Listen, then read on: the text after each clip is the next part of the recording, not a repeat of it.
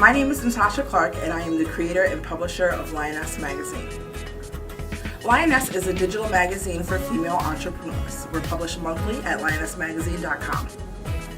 So Five kind of came out of my love of TED Talks. I really love them, and last spring I found myself watching quite a few of them, and I thought, wouldn't it be really interesting if there was a platform for women, TED Talk style.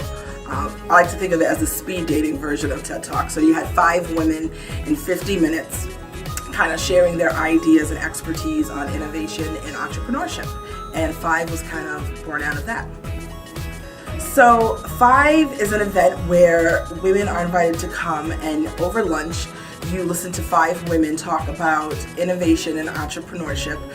They're sharing their stories, they're sharing best practices, talking on a variety of issues that are relevant to women.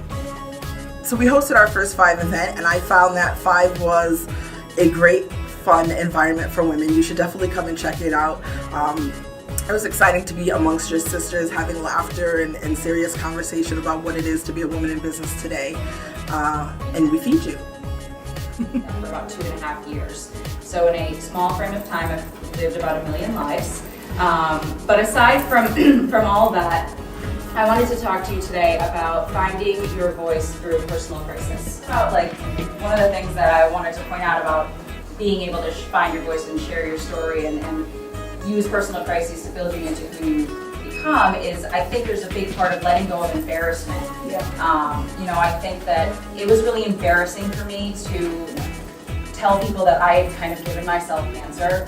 I can imagine that, it's embarrassing to tell people that you've lost a job because you just feel embarrassed by it, you feel mortified. I mean, you don't go around saying, we got a divorce because I was a control freak. That's not what people do. It's embarrassing, but you have to let go of that.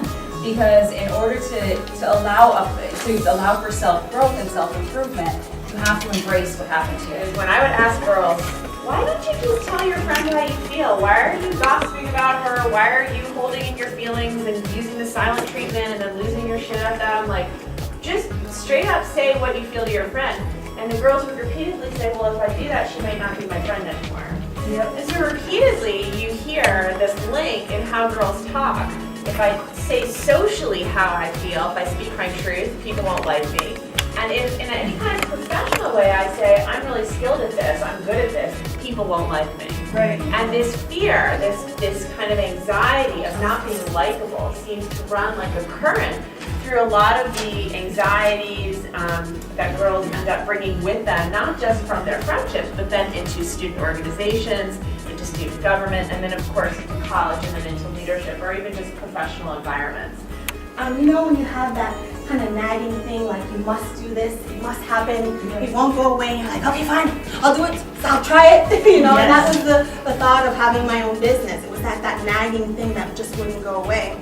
And so we used to have, my mom had family meetings for us, we used to have family meetings, and I said, you guys, I want to try and have my own business. And they were like, okay, go for it. I have a very supportive family, and they're like, sure, just go ahead and do it. And my sister actually came up with the name for the business. And it was a crazy long road, lots of peaks and valleys. We opened as the recession was just starting to take shape and take form. So I think probably I was one of the last small business loans to anyone in Western Mass before they stopped lending to everyone. So it was crazy. I mean, it was definitely a wild ride, and for all intents and purposes, we were successful. And sort of my story that I wanted to convey to you was sort of the question of having a business partner, not having a business partner. I feel like when I was getting into business, I was thinking about, okay, what do I want to do? What are my goals? Okay, I want to own a store. How many hours is that store open? Okay, do I want to take out a loan? Yes, I do. Do I want to have someone else on the hook with me? So all of these things kind of came up for me, and you don't know what you don't know until you know, right? Yeah. We are always looking for wonderful women in the Pioneer Valley to take part in Five.